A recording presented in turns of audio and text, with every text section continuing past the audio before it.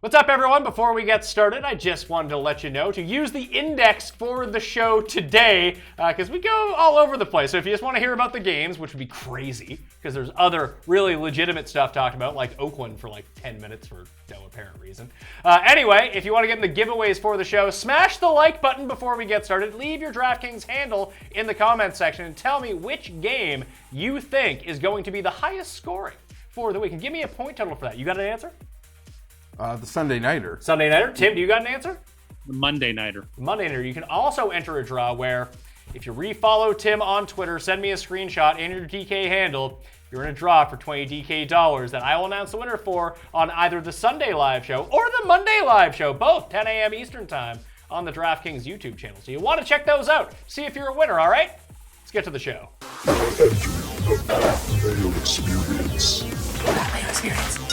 Mayo Experience. Mayo Experience. Experience.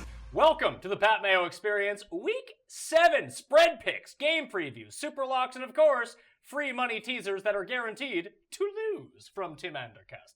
Pat Mayo, Geoff Fienberg is in studio. I'm surprised you're not in London. No. Not for me. What would be better? What would be better for you? Okay, Going to London for a Chargers game or going to Buffalo to watch them play in Buffalo? Well, Buffalo would be just a couple-hour drive. I've thought about this. I feel like I did it wrong. I feel like I could have tricked my wife into going to Paris, and then we ended up with me at the Ryder Cup. Also could have maybe said because we've never gone to Europe. So you were going to spend a month in Europe just to bookend the Ryder Cup and the Chargers game? I mean, at least one of them. I could have been we should do a trip and then make it around this. But no, I don't care enough. I care deeply, but I don't care to go. Sorry, let me start over. Were you ever, because we're in Toronto. Did you ever go to one of the games in Toronto? Because I went to one, and it was the worst experience I've ever had at a football game.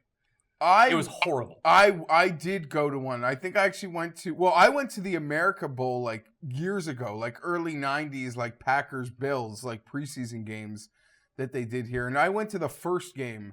Leotis McKelvin, it was a preseason game. Leotis McKelvin returned a kick for a touchdown. And it was the first one of the series. It was a preseason game. And I don't know, so one of my dad's business my dad gave me a pair of tickets. The tickets were $300 each. It was crazy. They screwed that thing up so bad here, but it'd be boring talking about it. I would think it's probably more fun in London. Yeah, they did it right. Although I think it would have probably been a bigger hit here if it was just always different teams like it is in London. Yeah, I think so too. I don't think people... Well, people would be bummed out watching the Bills all the time. Yeah, I know I am. Yeah, and I don't know. Toronto is into sports, but I think it needs it would need to be, they're not just cheering for the Bills as if they're their own. It's true. It's like I've always said, if the NFL franchise ever came into Canada, it should be in Montreal, not in Toronto. No, but I think it would be huge here. No, it would. It'd be huge in Montreal. Where they play 4-down football, not stupid 3-down football. I think it would be huge here because I think Toronto could would have the corporate support to, buy all the luxury suites and the personal seat licenses that now are such a big part of... There's 4 million people in Montreal. But money's here. But they enjoy football more. They like football. They like 3-down football. They like 3-down football here. They love 4-down football. When you play Cégep in Montreal and Quebec, you play 4-down football. They're used to it. Anyway, let's bring in the third member of the show, the Coin. The Coin is no longer the solo leader of the group picks. He's in a tie for first now. And now the fourth member of the team, who I should probably say this, odds and lines are subject to change. See website for actual odds. If you or someone you know has a gambling problem and wants help, call 1-800-GAMBLER. Because after we learned about his scratch ticket addiction last week, we have to introduce Tim and Cust. Tim and Cust.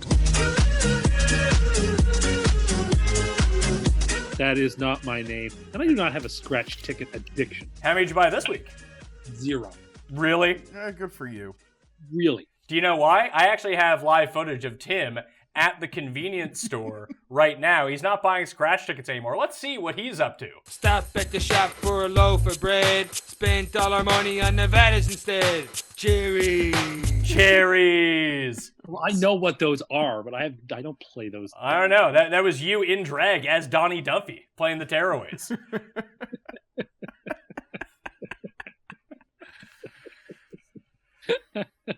Let's recap our records from last week. Tim bet me with a 13-game lead, even money, that he would beat me for the year. Tie would go to me.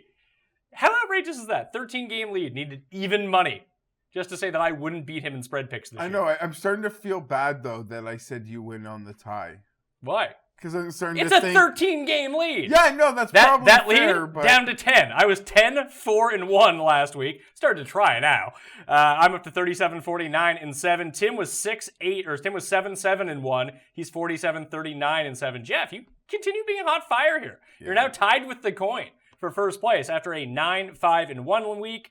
You lost your Superlock. Tim won his Superlock. I pushed my Superlock, so I retained the Superlock lead of 3-2-1 for the year. Tim's free money teaser, loss. Put Oakland on it. Oakland. How terrible is Oakland? Anyway, that's 0-6 for the season. And Oakland was his super lock 2 weeks ago. This guy's riding Oakland. Yeah, He's the only guy in North America that is like a Raiders believer that isn't a Raider fan. Yeah, so, I really have to stop picking the Raiders and Giants every week. yeah, do you think that Oakland can cover on its bye week?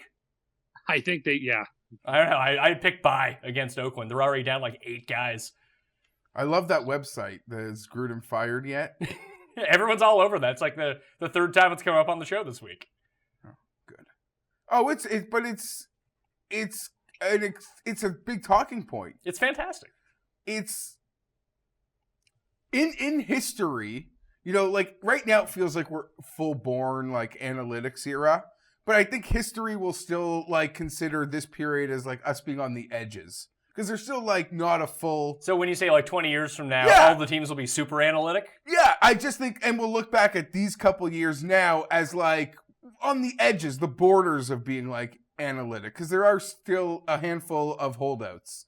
Maybe some would even say, Well, the Steelers like put out a thing today that they're hiring like an analytics department, but it's an entry-level job. It pays like minimum wage. yeah, the Chargers are having issues there as well.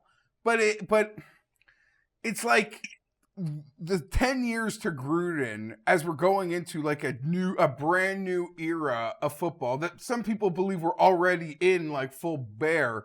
It's gonna get bad. It's gonna get worse, right? Of course, there's a great irony, though, of people who are analytically minded criticizing Gruden, given that he's got 10 years to figure this thing out. And, people are obsessive about so-called small sample sizes. The 5 games the Oakland Raiders have played so far is about as small a sample size as you can get. And no inference, therefore, can be drawn from them about his potential for the next 10 years. So in that sense, anyway, his analytical people have been hoisted on their own petard. Well, I think it's like everyone who is criticizing the Raiders, and a lot of it doesn't even come down to Gruden's coaching, which is kind of odd at this Most of point. it is actually just very cheap. No. A lot of it right now is that he's influencing personnel decisions, and he seems to have no clue how to be a GM. Well, it's okay. He's got 10 years to figure it out. He doesn't have 10 years to figure it out. If he can't figure it out in the next 2 years, they might just launch him. Well, he's on the billboards will in not Vegas. They don't have players on the billboards in Vegas. He is on the billboard. Come and see our 1-15 Las Vegas Raiders with John Gruden. He has 10 years, and if I had to bet the over-under on 10 and a half years as their head coach, I'd bet the over. I'm serious. I think he's there for the long term. He might not make it out of the end of this He's year. already given him a year. He's going to be back on the Raiders. Who do the Raiders play next week? And how much are you going to love them?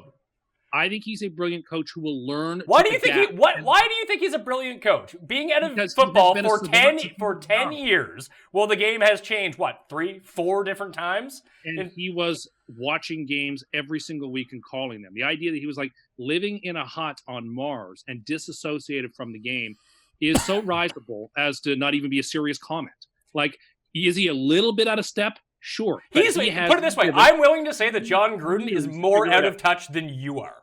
And that's a heavy statement. You've been given a decade to figure this out. And to prejudice your decision on 6 games is not serious commentary. Well, put it this way, you can really tell how poor of an evaluator he is by watching the Monday night games that he would do. Who did he like the most in those games? The worst fucking players on every team. Look at that guy, he's great. It's like, no, he's awful. Well, you don't need to worry about him. It sort of feels like if Don Cherry became a head coach today. Yeah, Tim would be all over it. Like 80. Think about all the experience. Yeah, and all the heart and hustle. Well, I just think Good that it's old Canadian boys only. I think it's just a bunch of lazy hand waving to say, 6 games in, we can write off John Gruden as ever being a decent coach of the Raiders ever being able to succeed with him. I just think, I'll tell you this. I think his plan is already epically backfired. And by that, I mean... Getting rid of Mac instead of getting rid of Carr? I don't think when he took over the job, like, he thought that he was going to completely rebuild everything. And that's exactly where they're going right now. Yeah, but I can see him trying to not rebuild everything and try to work with what he has. What he has isn't all that good. Got to get rid of Carr. Most of what he has made the playoffs went 12-4 2 years ago. So the idea that he has no nucleus is, again, not serious. Sometimes in the NFL... That's it. You had your window, you missed it. Now you're done. But it wasn't even a window. It was like one hot run, and then Carr got hurt before they even had a well, that wasn't their fault, though. Tim predicted them to win the Super Bowl the week that Derek Carr broke his leg. So, but my point being is I feel like now in a bigger sample size, he wants to talk about sample size, it seems like that 12-4 was the big fluke. Agreed. Well, that happens in the NFL. Well, that doesn't mesh with what Tim's talking about. So he's going to throw that over to the side. Anyway, let's shut up. Let's get into the games. We spent too long on the break. Shut up! We're getting into the games! Don't yell. Well, can you shut the fuck up so we can get into this? I was not speaking. Was he speaking or not? Thursday night game. Arizona is at home. They are a 1-point underdog against the Denver Broncos. This game opened at 2.5 in favor of Denver. Now it's down to -1 for Denver. The over-under is 42. That's also up from 40, which this opened at. So now people think that there's going to be more scoring and the Cardinals are more likely to win than they did on Monday. Make this quick and easy. I love the Cardinals here. I don't think that Denver can get anything going offensively against them at all. Like, they're going to have to run, and I just don't think they're going to do it. It's back-to-back 200-yard ground games, right? It is. And Von Miller said that they're going to, kick some ass this week. It's Thursday, so we'll be short. I don't like this game. I'm going to pick Arizona, but it scares the hell out of me that I haven't seen a single person pick Denver. Oh, really? I haven't even seen anyone try to pick this game. Nobody. I mean, everybody is like, Denver is dead man walking, and it's getting ugly there. And Elway should probably be on the hot seat as well as his head coach, potentially. I'll take Arizona, but I'm not as confident as you, or it seems like everybody is. I mean, the line is shrinking for a reason, I think. I'm happy to see the line moving, because at least like it's reacting to everybody betting, and I think it goes off at a pick. Tim, the coin likes Denver. Who do you like? I like Denver, too. I don't have a strong feeling about it. Just Arizona by DVOA is 31st overall. Denver is like 18th. So there's enough of a big gap there. I think the value is on the Broncos, but not by much. I mean, the offense has been a little bit better with Rosen than it was for Bradford. So, yeah, so there's 2 weeks baked in there and Denver, historically, very good at home in September, at least the past few years. We're out of September. We're away from Mile High. They just need to get a pass rush going, but if they can't stop the run, it's not going to matter if Chubb gets in the backfield or Von Miller gets in the backfield. Agreed. But you know what? They hung, for all intents and purposes, with the Rams. No, they didn't. They had a shitty backdoor cover. But they had to keep themselves in a position to allow that to be possible. Like, they were never in danger of winning that game. No, that's true. But, the Cardinals are a significantly worse team than the Rams. It was also like a toned-down Rams that were just running the ball, staying up 2 scores. And I mean, a crucial backdoor that helped me, but game never felt in doubt. I'm still not impressed. Arizona has the pieces to just...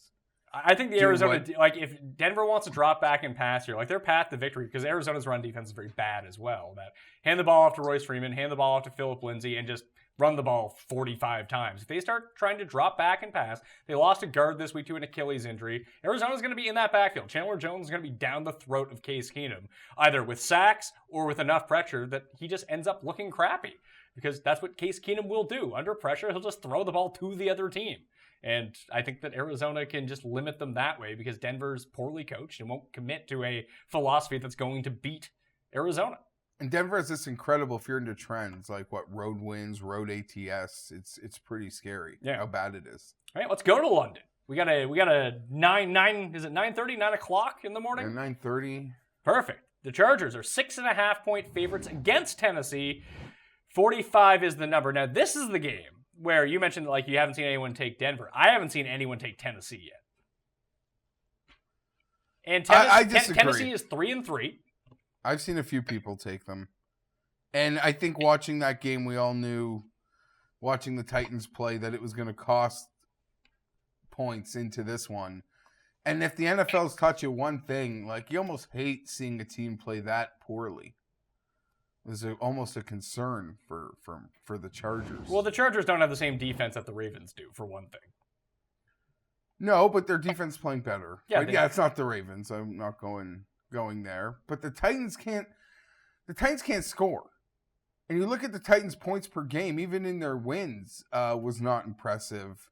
And people are just assuming that, this current, 15-3 touchdown interception, Phillip Rivers and Melvin, that they're going to find their way into the mid to high 20s because they seem to be able to do that versus anybody.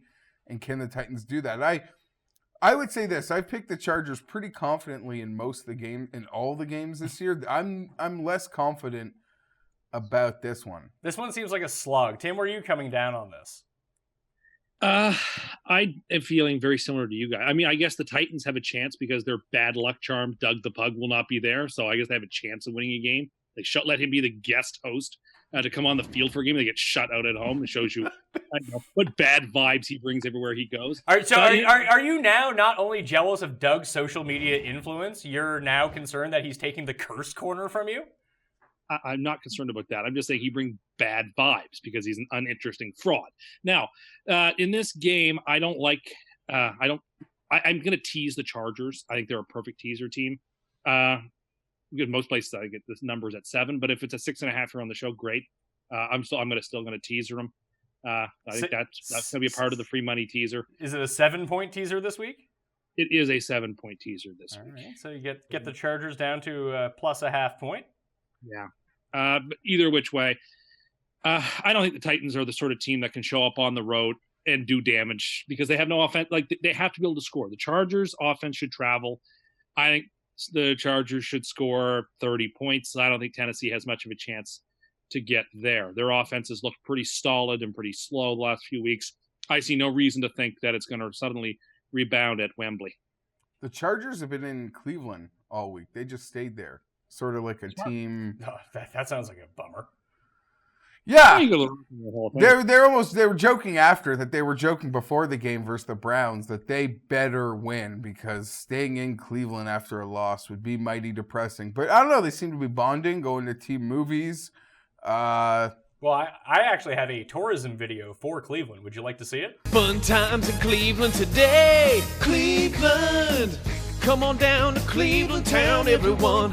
Come and look at both of our buildings. Buy some food that's prepared near the street.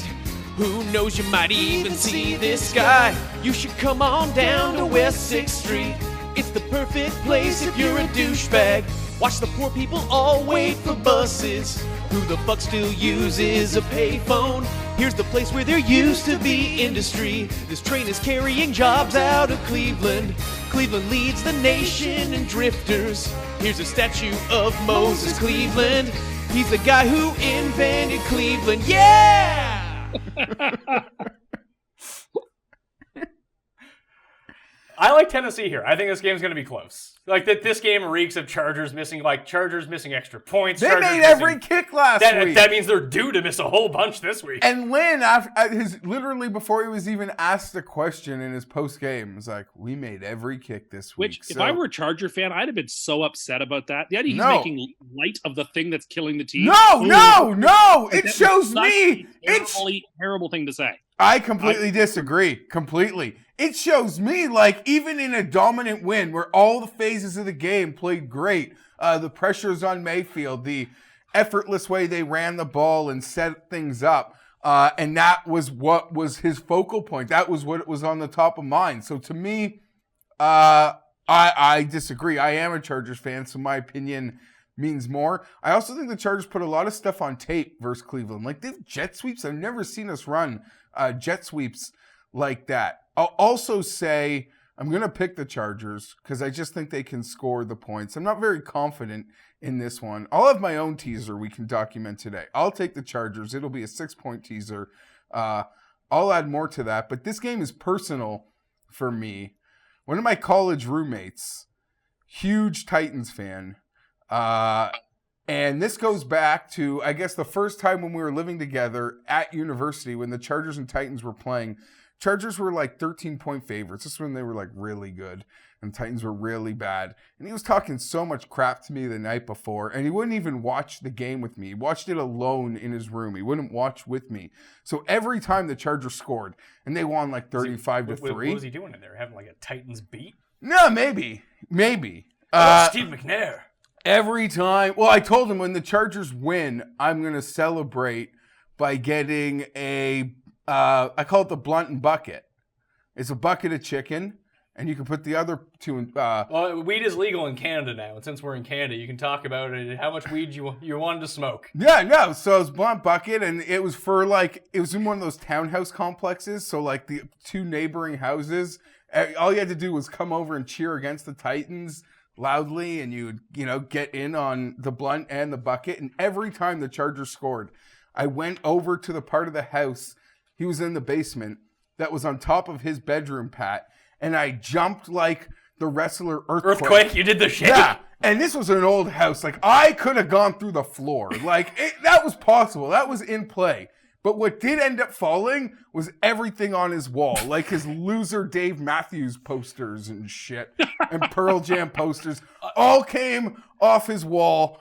So that was a great day. And now every time the Chargers and Titans play, it can be a blunt and bucket. And this would work out perfectly. It'd be a great lunch. I have a question. I'm glad the Pearl Jam ones fell off because they're the most overrated band of the last 30 years. That's a bad take, but Dave Matthews Band legit sucks. Yeah. Yeah. Do only Jewish people like Dave Don't Matthews? worry. Is like every Jewish, besides you, every Jewish person I know is like, I've seen Dave Matthews 38 times. Like, why? I do realize now Dave Matthews sucks, but I went through like a phase when I was going to like overnight camp.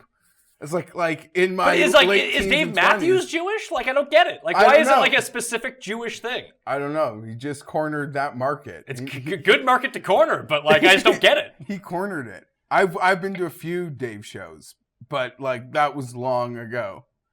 All right. I'm in Oh God. Shit. So you're taking the Chargers, Tim? You're taking the Chargers? Yeah, I've sworn off Dave long ago, but can I tell you something? One of my first email addresses was dmband55 at AOL.com. So you mix your two loves in life, Junior Seau and Dave Matthews? Yeah. Oh, that's pathetic. I could tell you some more pathetic like first emails, but not of mine. I have a friend that still to this day on his resume it has his first name _ his last name 69 at hotmail.com. He doesn't get a lot of jobs. So round of Chargers? No, you're on the Titans. I'm on the Titans, but the coin likes the Chargers. I think that's a smart pick because the Titans. I think they're getting at least like 2 points. I think like 23-17. Sunday morning. What would you have thought this spread would be? Last Sunday morning, 3.5.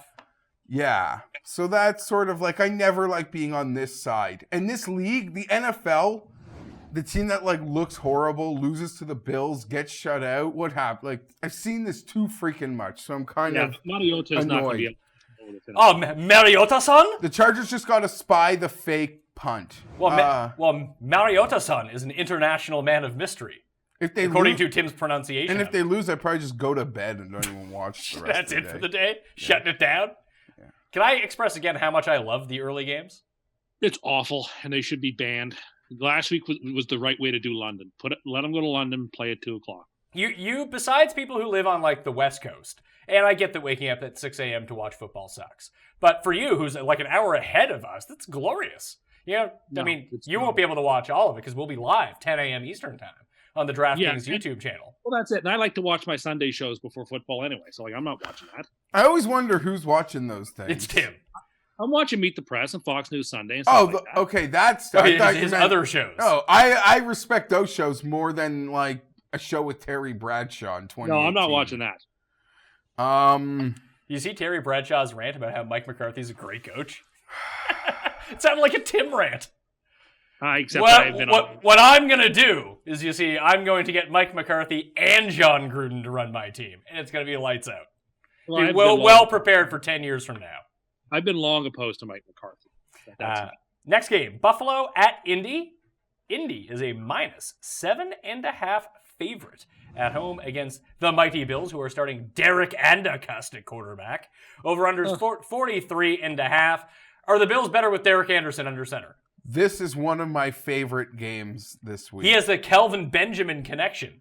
I don't care. I would have laid closer to 10 if they asked me to. Give me the Colts. I see the Bills topping out at 10 points in this one. So I'm confident Indy can clear any number the books ask.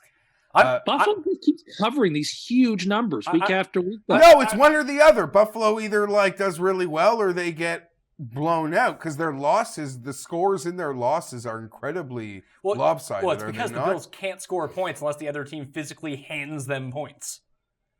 Which Andrew Luck might do, as he did against the Jets. I mean, most of that was on the people he was throwing the ball to who have a case of butterfingers and just pop the ball up in the air. That's also true. Again, it's another game I don't have a lot of confidence in, but I will take Buffalo. That hook is enough to be enticing to me. Anderson is, who the heck knows, right? But I just don't think this Indy team should be favored by that many points against anybody. I know people seem to be crazy about them, but I think the defense is not good. Their offense makes too many mistakes, way too many to be laying over a touchdown. I think Buffalo on the money line is a decent enough bet. That's probably even a better way to play it, but the 7.5 is the way I'll be going with the Bills. This will be the second game of my 6-point teaser. You're stealing my bit. No, well. DK, you just said bet the Bills money line, but you're putting Indy in a teaser? No, this is me. No, Tim. No. I don't have the teaser bit. So you're teasing them down to 1.5? Yeah. And I'm probably going to lay the touchdown and what have you. I like Indy as well. I just think they run so many plays that eventually it becomes too much for Buffalo, that if Indy can get to 20 points, they probably cover. This guy, listen, you just see it all the time. Anderson was signed a week ago. He might be better for this offense. He's probably better than Peterman. But it's going to be like week 2 preseason versus a team that, listen. It's also a team that can't block versus the team with the 5th best pass rush in football. That isn't good for Derek Anderson. That helps. I just think Indy at home in that dome. I've picked on Indy the last couple weeks successfully, but I think they get off the mat here big. All right.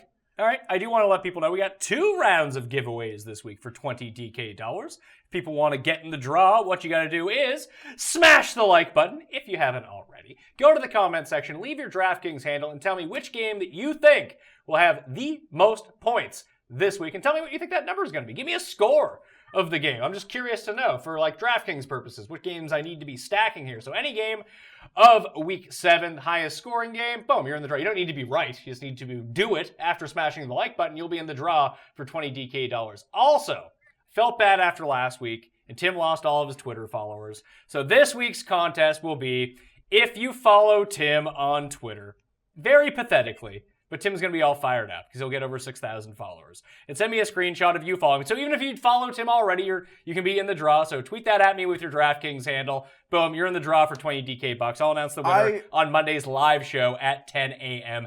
Eastern Time on the DraftKings YouTube channel. So that's how you're going to have to play your 20 DK dollars this week. I told you, well, I thought what you did last week, because I know how much those followers do mean to Tim. I thought it was so mean, and I kind of said something to Pat off air after the show. He's like, don't worry, I'm going to do the reverse next week. And I was going to say something to Tim, but I didn't, because I did think that was I giggled the whole way through it, but I thought it was me. Tim was so sad. You could hear it. You could hear it. All right. I'm not sad for me. I'm sad for the people who are missing out on insight. I wouldn't even follow him to get into the draw if it was me. I just wouldn't want any of this nonsense in my life. Someone actually did tweet at me that their life has not missed any of the funny being brought in by unfollowing Tim.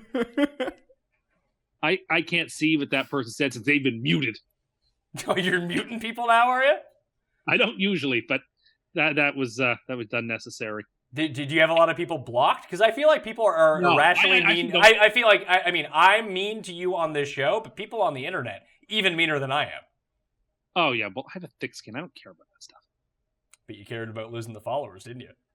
Well, you know what? Again, it's in unfollowing me. They're doing a disservice to themselves. That's the real thing here. Is that I, as their tribune, as someone who speaks for them, I am a conduit through which they can express their views, and I can express them back in a form that makes sense. Carolina at Philly. This number is getting bigger and bigger as the week goes along. It's now at -5 for Philadelphia. It opened at 4, now at 5. It stayed at 4.5 for a while. The over-under is 45.5. I like 2 bets in this game. I like Carolina to cover the 5, and I like the over. I think this is going to be a shootout. I think Carolina gets back off the schneid after being in Washington last week. Philly's pass rush is good, but Cam rarely plays 2 really horrendous games in a row, and he was not good at all last week. And they still had a chance to win that game towards the end. So I just think this game is going to be a field goal game. Philly can probably still win, but Carolina's going to keep it close, and it's going to be super high scoring. So I like Carolina plus the 5 on the road. This might end up being my pick at the end of the show, which might be a bad thing when you compare that record to my overall record. I really like Carolina here. I think it's a great spot for them. I didn't have the balls to take, on the show I picked Washington, but I didn't have the balls to actually bet Washington. But we joke, this thing just, that spread, that game reeked. Washington, after getting embarrassed on Monday night. And Tim was very high on Carolina. So we really liked I watching. was so much high on Carolina as I was down on Washington. Well, someone actually said they took they went through the show and they took the 4 games that you were most confident in and bet the money line the other way, and they won their parlay at 8-1. Well, see, then the people are winning farms one way or another. Getting back on track, the Eagles off a huge primetime blowout against a Giants Against a bad team. On a Thursday night where talented rosters usually reign supreme. The Eagles are going to London after the game. They'll be in London the next. I just think Carolina's gonna keep around, and I swear to God, I don't have the numbers on this, Pat, but 5.5 point spreads. I swear to God, dogs take those at a 65% clip. They're the sketchiest spreads to me. The books know that they don't want to give you a field goal. They know this team is too good to ask the other one to lay a touchdown. I'm a big fan of Carolina here. I think it sets up well for them to bounce back. And everyone's mad. Everyone that, the public that just pounded Carolina last week is so mad they lost to the loser Redskins, who they just remember getting torched by Breeze. Carolina might be one of my favorites of the week. The coin likes Philadelphia. Tim, there's a huge special teams gap in this game as well. And usually that sways you one way or another. And I actually kind of like that with the fact that you're getting 5 points with it. That could be worth 1.5, something like that. So that's always nice. I completely agree with you.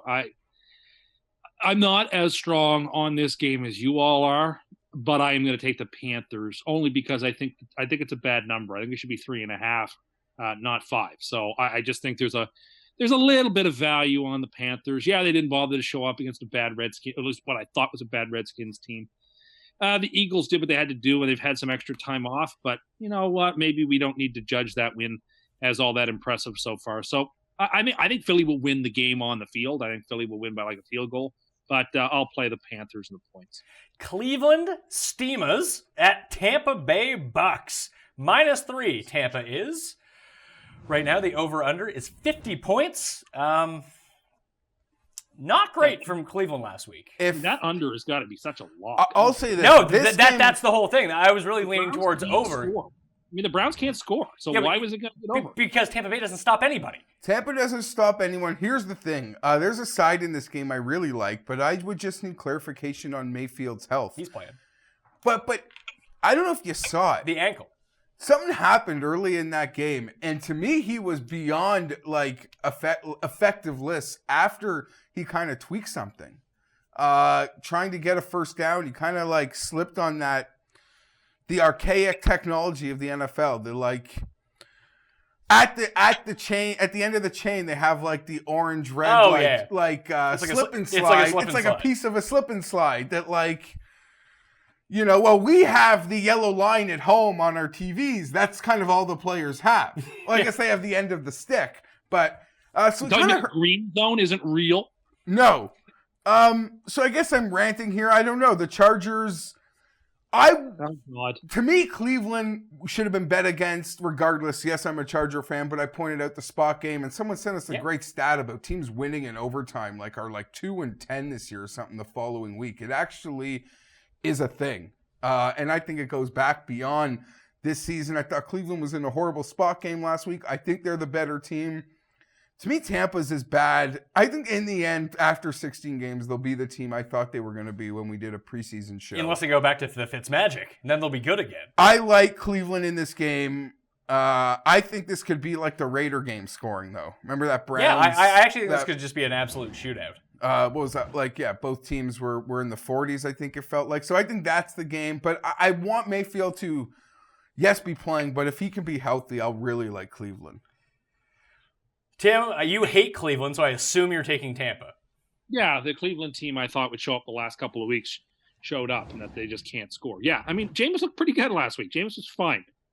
Their offense should take care of any problem. I don't think, even though their defense isn't great, I don't think the Browns have the tools to score many points. I think it's like a 23-10, 24-13 type of game. Cleveland's not really in it. Cleveland's not really good. Give me Tampa. I don't think there's much to say about this. Tim, do you have Football Outsiders open? Yeah, I do. Can you look up Tampa Bay's offense this season, where they're ranked? Tampa Bay's offensive rank top is 5? 5th overall. Number 5. And what's Cleveland's defense, 7th? Cleveland's defense is 6th. That's what it comes down to. What's the actual better unit? Tampa's offense or Cleveland's defense? I think Tampa's offense. It might in this matchup against Jameis is going to get his numbers either way because he's going to chuck it. In Florida, the Browns seem to do feed off their home crowd to an extent that a team as bad as them can. I don't think either of these teams are great. I don't think either team's going to win more games than they lose. But Tampa is the better team in this matchup by enough to cover that number. Vegas thinks they're equal squads. I think that Vegas is wrong. Oh, I think Tampa 53-man for 53-man. So I think Cleveland's got the better. Yeah, I think talent-wise, Cleveland does have the better. And I think early in that game last week, Cleveland, Mayfield's receivers didn't do anything. And yeah, there was a ton of drops. And realistically, if they just had shut down Tyrell Williams, they would have been a lot better off. Yeah. But that's also what concerns me against Tampa because they'll just go deep every time. Sure, but I trust that Phillip Rivers makes that blitz read much better than Jameis Winston. That's a very fair And Greg point. Williams loves to do that. And I'm not convinced that Tampa's going to be able to run the ball as well as they did last week because, A, they're not playing Atlanta. Also, Greg Williams needs to chill on the hair coloring. It's too aggressive. It's like Flutie. It's like you're not dude, you're you gotta just be chilled. If that was your dad, you would tell him to tone it down. It's like red. I really want to take Cleveland, but I don't know if I have the guts. I'm taking them, but this is I'm gonna go with Tim and the coin and take Tampa on this one. Next game, Detroit at Miami. I found a line on this one. It's not matched up with the site that I found the rest of the lines on, Draftkings Sportsbook. But this is an offshore one only because there were no lines for anything. But Ryan Tannehill is not starting. The Brock Ness monster is in. It's +3. Miami's I wish I had been on the show last week on Sunday because I would have been preaching, do not take Bears defense.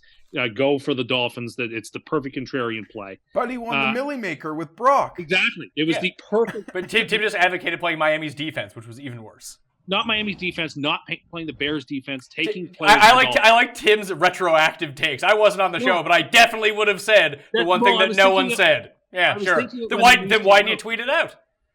I was busy. Playing softball?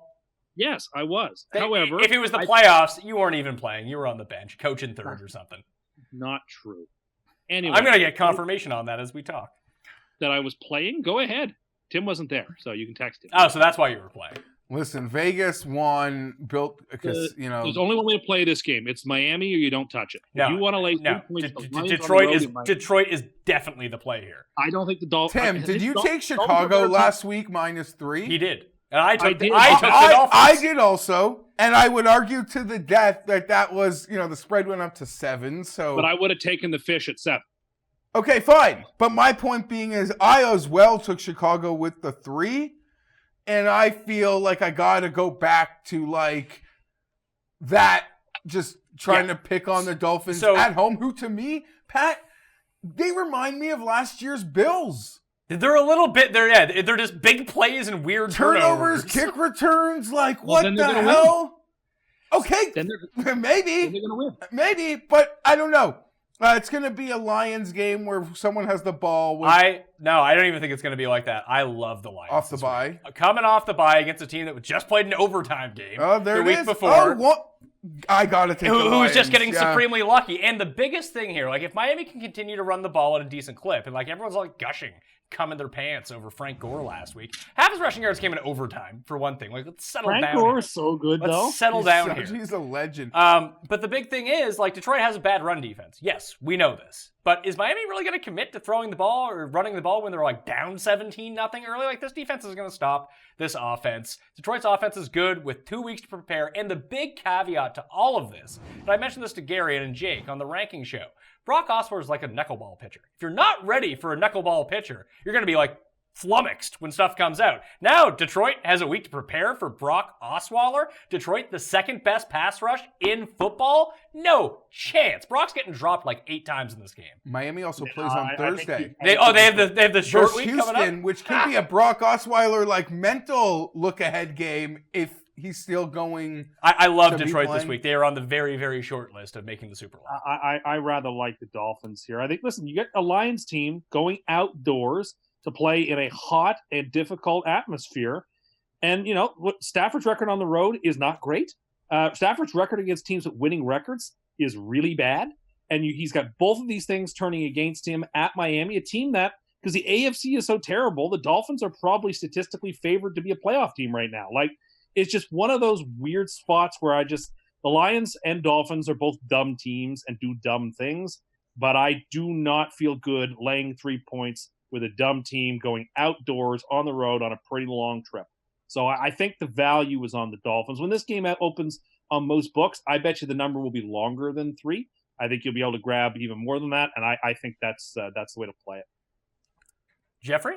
Miami is historically, might be as a team, the worst home favorites. They're not favorites, though. They're 3-point dogs. Sorry. Might have the worst.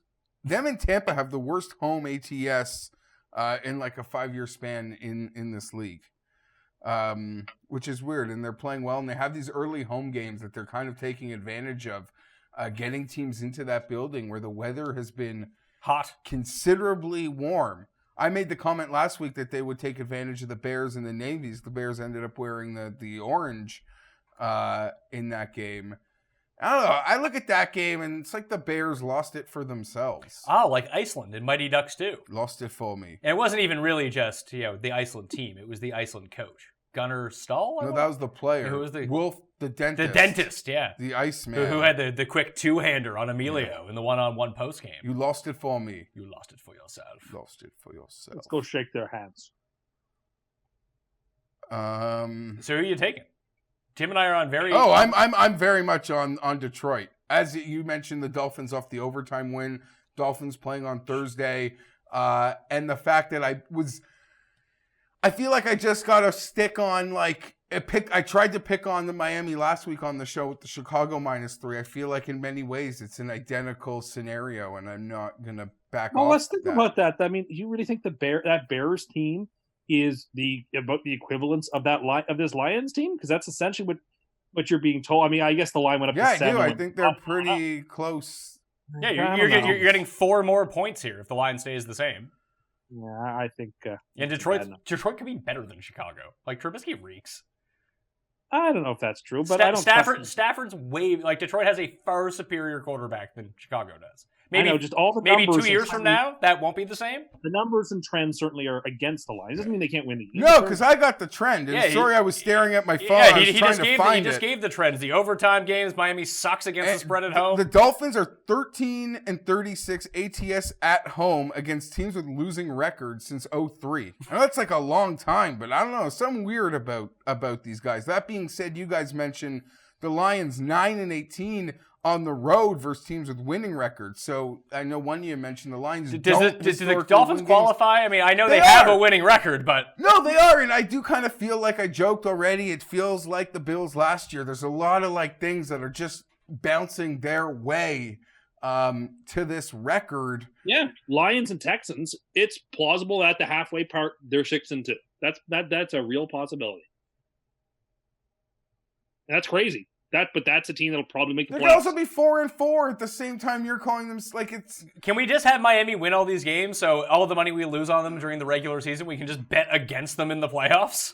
Outside of the Patriot game, it feels like Miami's entire schedule has been coin flip games, and they've won every single one of them. Except for when they brutally beat down the Jets in New York. But that point spread wise, it was a coin flip game. It was a one-score game. It was a one-score game because the Jets backdoored a one-score game. The game wasn't even close. Whatever. It wasn't. The Jets weren't in that game at any point. Okay, sure. Let's one-score game, though. Super Bowl Sam's so sick. Channeling Tim right now. Tim's starting Sam Darnold against me in fantasy this week. But it sucks. I'm trying to lose every game because I want to get the first pick, but I'm in danger of winning this week against Tim. I'd like to formally concede our matchup. Yeah, yes, please formally concede. That means you're going to beat me, and that would be terrific news. I need to be the only team in the league with an undefeated record ever and a winless record ever. I want that first pick. I'll say this: 5 or 6 games in, you and Tim are on very different sides this week. So things we're both on Tampa. We're both on Carolina. That might be it. Oh, we've only picked 6 games. That's what I mean. So you're on. Yeah, let's go. Jags in Houston. It's at Jacksonville. -5.5 is the spread. 41.5 is the over-under. Will either quarterback make it out of this game alive? Yes. Okay. Both. You think that both will? That means we're going to see a death on the field. Tim has no confirmed kills so far in 2018. He killed 2 people last year. Poor Roger Moore. Sir Roger Moore. Had to bury him after Tim. And then poor John A. Anderson, who no one had even heard of until Tim brought him up, dead 2 weeks later. So who is it going to be? You're saying both these guys are going to live? Laughing. Can we bet on which guy dies on the field, Blake Bortles or Deshaun Watson? I think that this is a pretty clear spot to take the Texans. Jacksonville has looked pretty god-awful, basically, since they killed the Jets and Patriots and have done nothing since. I mean, both of those teams are really, they're both the Patriots and Jets are worse than their record indicate. And the Jaguars took them apart, no problem, and have struggled ever since. Like, I think that this line is silly. I think we're going to be teasing the Texans. They're on the free money teaser. I love they're plus 195 in the money line. I think they're the better team, and that's the way to play it. I want everything in the world to do. Houston is on the short list of SUPERLOCK picks for me this week. I absolutely adore them. I like the Jags in this game. This feels like 12 sacks. Tim, this is what eliminated you from Survivor last year, remember, this game. Yeah, I'm aware. I am very aware. I like that you're back on your. This is what the Jags needed. Tim got on the Jags bandwagon for 2 weeks. They dropped 2 in a row. Now he's off and he's scorned and he hates the Jags again. Jags cover this game. Yeah, I think it's very tempting to look at it, see the numbers, see the Jags' recent struggles. I'm going to ride that Jags wagon here. I think they get off the mat. They win this game probably by double digits because when they get up and Deshaun's got to drop back every time and he's on his ass every single time. We kind of forecasted that Dallas-Jacksonville game perfectly. Jags defense matches up very poorly with Dallas because they have if you have terrible receivers, you're a great matchup for the Jags. They don't know what to do. I was dead wrong on that one. I loved Dallas that game because I thought the Jags wouldn't be able to hang with them. They couldn't. Mm-hmm. So, I'll say this, though. I worry Coin likes Jacksonville as well. Like, it's a rookie tackle, or they're on like a third-string tackle versus Clowney and some of the things that the If you're worried about that, can we just look at Houston's offensive line versus the Jags? I'm just pointing out something that does concern me, but I do like Jacksonville, but I was dead wrong. I thought Coach Marone is a leader of men. And so they got whooped last week. I think they respond. Minnesota at Tim's Jumbo Jets. This is a revenge games of sorts because Tim called Kirk Cousins a top 5 quarterback in football during free agency. And when he said, I don't want to play for the stupid Jets, he's now a bottom 5 quarterback in football, according to Tim. And then they got Sam Darnold, who's way better than Kirk Cousins, according to Tim. Also, Tim's 4th or 5th ranked quarterback, but once he became a Jet, number 1. Number 1 rookie class quarterback. Exactly. Potentially a Hall of Famer, Super Bowl Sam, plus 3.5. Home dogs, the Jets are, against Minnesota here. It looks like they might be healthier on the defensive side of the ball, and the Jets' offense is severely banged up now.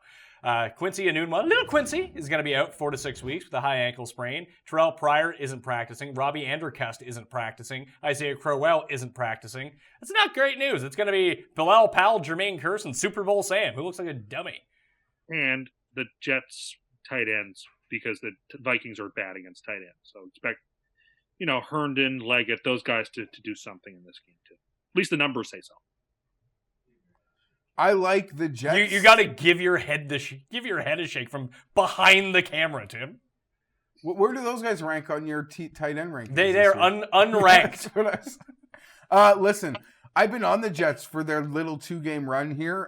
Took down inferior teams at home. They did what they needed to do, so this will be a real test. Yeah, did the Jets work out something with the league, Tim, where they only play home games? I think this is their 3rd home game of the year. It's 3rd in a row, isn't it? No, we played the Dolphins at home. We played the Colts at home. The Broncos, and you played the Broncos at home. No, we played the Broncos at home. Yeah, at home. SUPERLOCK 2 weeks ago. This is their 3rd consecutive home game. No, the Dolphins was week 2. Then we went to play at Jacksonville. Broncos, Colts this week. That's 3 in a row there, Mr. Arithmetic. 3, yeah. You okay, Tim? I don't know what your point is. So my point is this is their 3rd home game in a row. And you said it's not their 3rd home game in a row because the Dolphins were in week 2. Then we just told you the schedule. Now you seem very confused. I think the Jets are the better team. And that's a play against the Vikings. Listen, this Vikings team was the most overrated team in the NFL coming into the regular season. People thought great things were going to come from this team. This team's defense is 20th overall. This team's offense is 16th overall. Their special teams are terrible. If you look at the numbers, just who's the better team in terms of DVOA, the Jets are the superior team. Jets have a better defense. Jets have the 2nd best special teams in football. Jets have a worse offense. I think this is a very low-scoring game. I think this is a grappling 13-10, 16-13 sort of game. I think it'll be nip and tuck, but in that sense, if you're going to give me, I think the team that is slightly better and at home and is getting points, I think the Jets are the way to play the game. So much so that we'll put them in the teaser. They're the 3rd end money line parlay. And it's not because I think the Jets are significantly better than the Vikings, but the numbers suggest they are better. 10.5. Yeah, but you only believe the numbers when they support you. When it has like New England at number 1, you're like, DVOA is stupid. We will get to New England when we quote from you. Isn't that what you do every single year? I don't interpret it that way. That is exactly how you interpret it. People can go back and watch shows from previous seasons that you get all triggered when DVOA likes teams that you don't like. But when they do like the teams that you like, that's can't argue with DVOA, Geoff. I just think it's locked in stone. We saw a better quarterback than Cousins last week in Luck. Really have some issues with that Jet. I mean, he got moving, but he turned the ball over a couple of times. And I'm honestly, we'll be able to take Thielen out of the game. I don't think he has a big game. I think the Jets will key on him. I think that Diggs is the guy who scares me. Diggs is the guy in fantasy that definitely scares me. But this all notwithstanding, I just think a low, tight-scoring game in New York. It's October. It's swirling. Vikings are outdoors, playing an early game, out of their dome, out of their comfort zone, who've been overrated. I think the Jets are the play. So, and you're teasing them up to 10.5? Yeah. I like Minnesota here. Minnesota just went into Philly and put the beat down on them. You don't think you can beat the fucking Jets? You kidding me?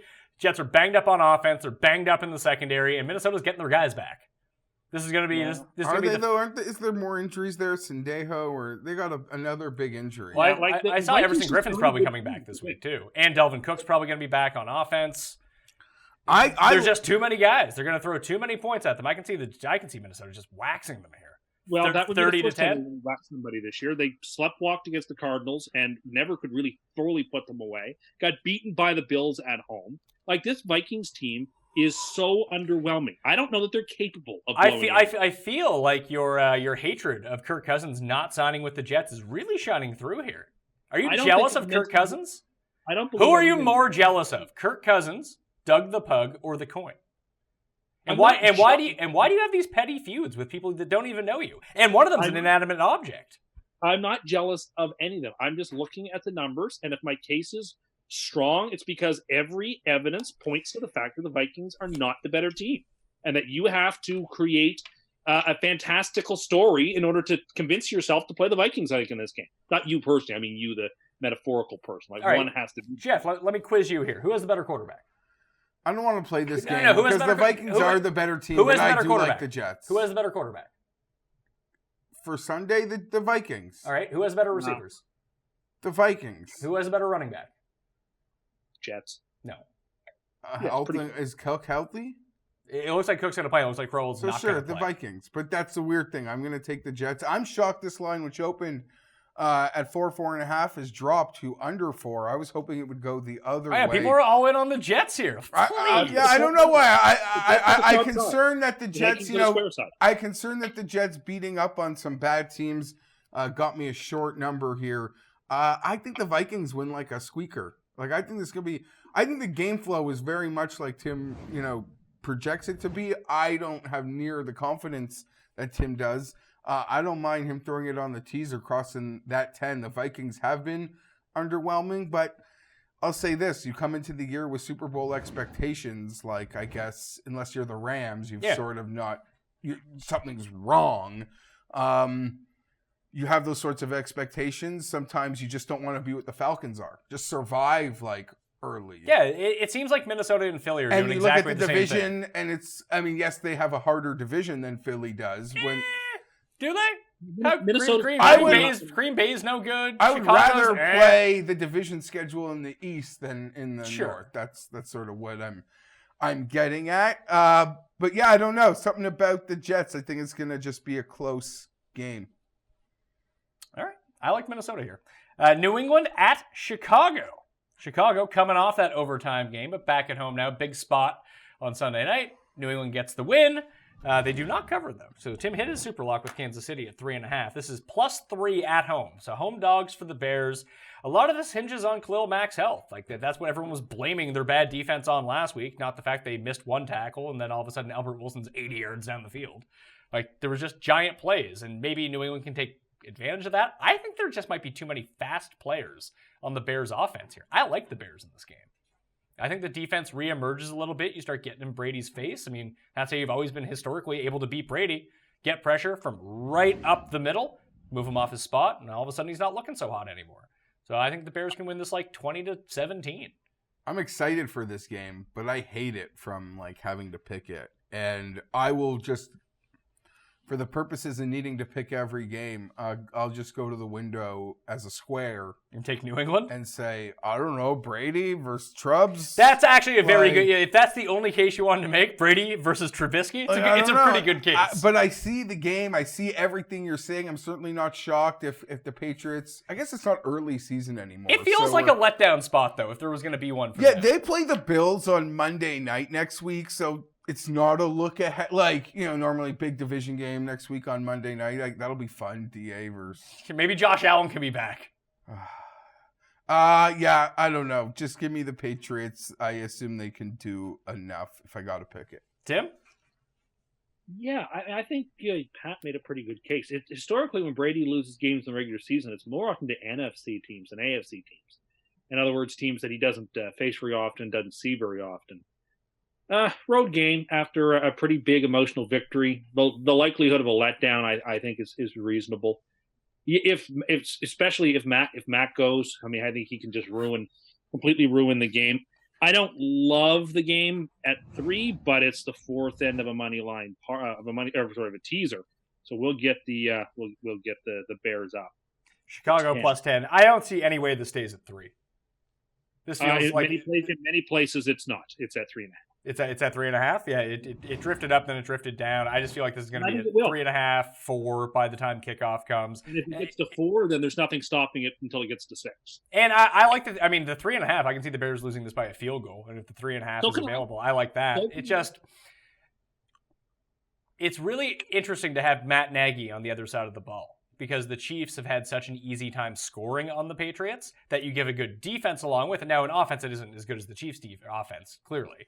But if you can scheme your way to like 17, 20 points here, whether it's the first drive of the game, the first drive out of the half, and maybe one more, something like that, then I think they're live here. As long as Mac is healthy, I think this defense can show up and rattle Brady a little bit. That it can just And the Bears cannot get down early in this game. No, They cannot. But get like, the crowd but you have like with the Bears, like you have Cohen that could, like we just saw how much they struggled with speed on Sunday night. Like you have Gabriel in this game, you have Cohen in this game. Like there's enough speedsters that can really fuck them up. I agree. Yeah, and I can.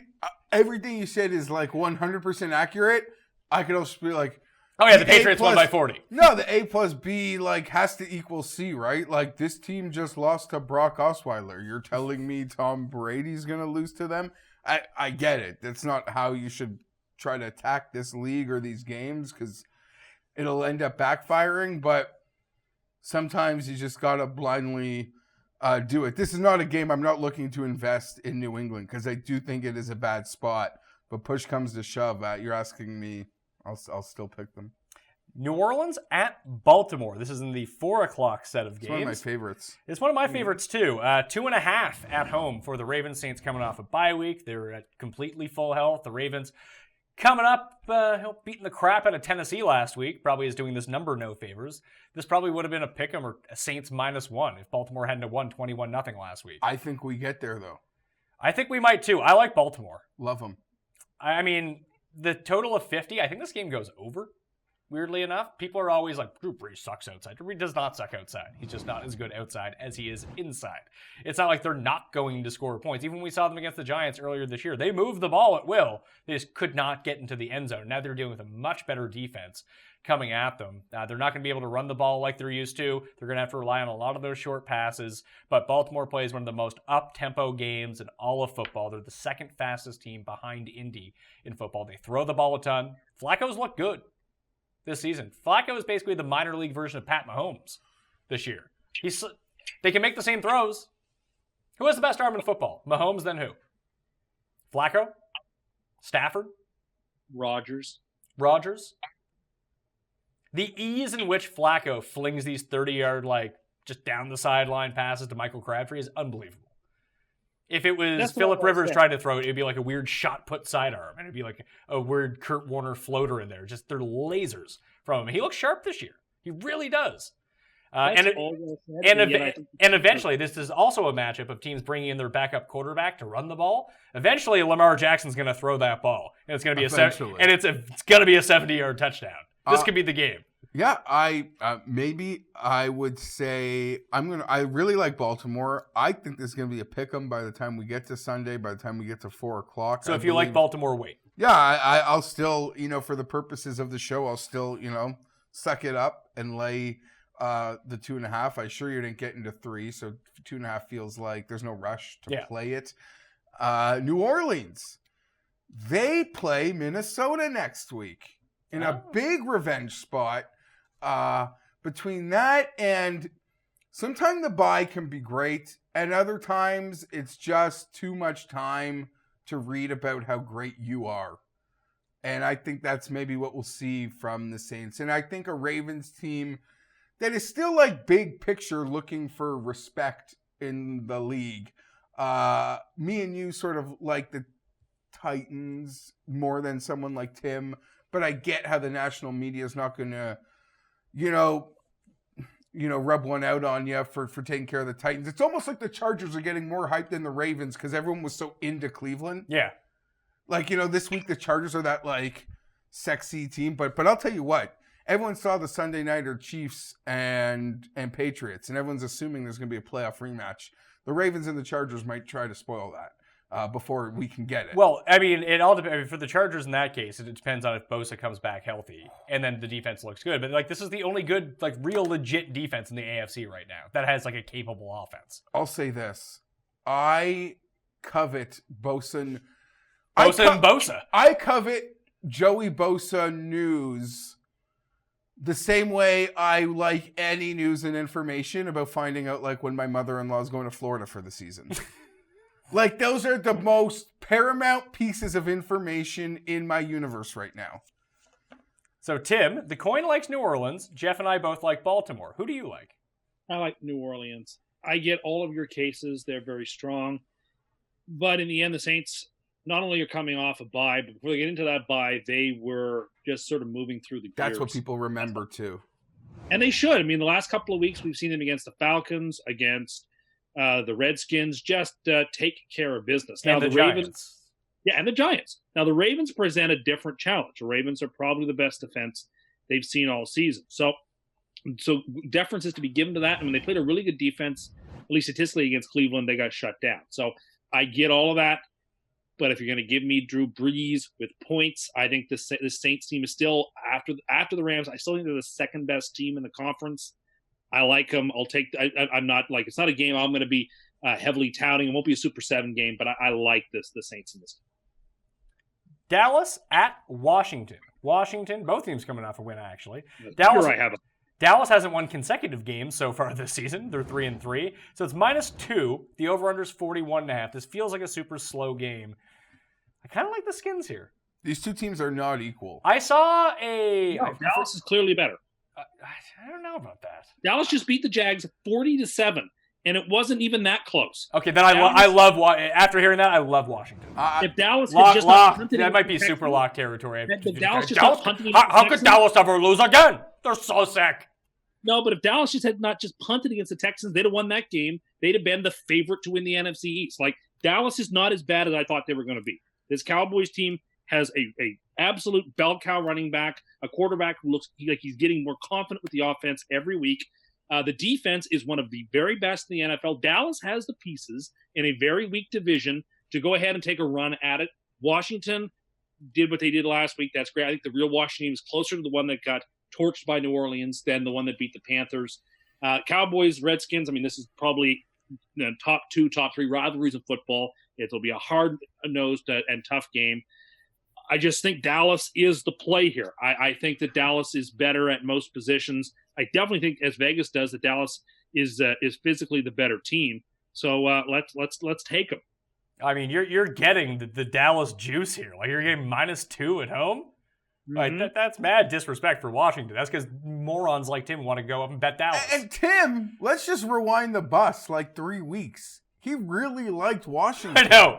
They got beat once by New Orleans, now they suck. He went hurt against them last week, now he's all triggered by that. They got beat by... listen, I know it's easy to say. You could say anything to sort of make the case that you want to make. Even like we do the golf show. Like, I don't like a guy's 4th round. I can say, like, I didn't like the conditions. I'm writing off that, round. That Saints-Redskins game... rigged. ...was a sacrificial lamb... game by the Washington Redskins. They just took their beating and they just said, just give it to us. Like the Breeze thing, the schedule of being Monday night. It's almost like all the writing was on the wall. And if that game's going to linger for the betting public, then we can capitalize on it. Like, less than a field goal at home makes no sense. I think they're the better team. So do I. So, yeah. But Tim is right about the defense. The Dallas defense does look really good. And Sean practiced. So that's fine. That's a huge but their addition. defense is going to be good either way in this game. But I'm not buying that offense, man. I'm just not doing it. I'll say this. They're back to, like, almost Dak's rookie year in the sense that because the offense is so bad, he's allowed to run. More than, like, last year felt like... But we've seen that once this year. If they stick with that, maybe you're right. And maybe this offense is a lot better. I have no faith in them to put together 2 consecutive weeks. After his great rookie year, it was almost, okay, that was great. That was a great rookie year. But you're our quarterback now. You've got to learn to stand in the pocket, go through progressions, and deliver a strike. It's almost like, no, let's just use our offensive line, use Zeke, and become a runner. And yeah, maybe I don't trust them to do that more. I do like Washington here, though. I think they're the better team. I think this is a good value spot. Tim, were you saying earlier that you're mad that I said that I got a cashier's check, and you said you're mad that there's no traveler's checks anymore? Yes, I'm very... listen. Does that trigger you? It sounds like you're triggered. It doesn't trigger me, but there are a lot of banking institutions that are doing away with traveler's checks. And I think that they are still a useful tool for travelers who don't want to have to worry about credit card theft or loss or having it in some way compromised. They don't want to carry around cash that they can carry, because you might have a lot of cash you're bringing on a trip or something. It's a lot easier to bring along traveler's checks everywhere takes them, everywhere cashes them. To me, that's the reason that they were invented. It's why they still have practical value. And the fact that it doesn't sound like they have practical value if they're discontinuing them. Why wouldn't you just use your credit card? I would prefer to use traveler's checks. Why? Why do you prefer to get things that don't give you points? I don't think. Firstly, nowadays. There's so much credit card prevention fraud anyway that if it gets compromised, it's no big deal. Because I had an incident recently where someone was like buying drones on one of my wife's credit cards. That was me.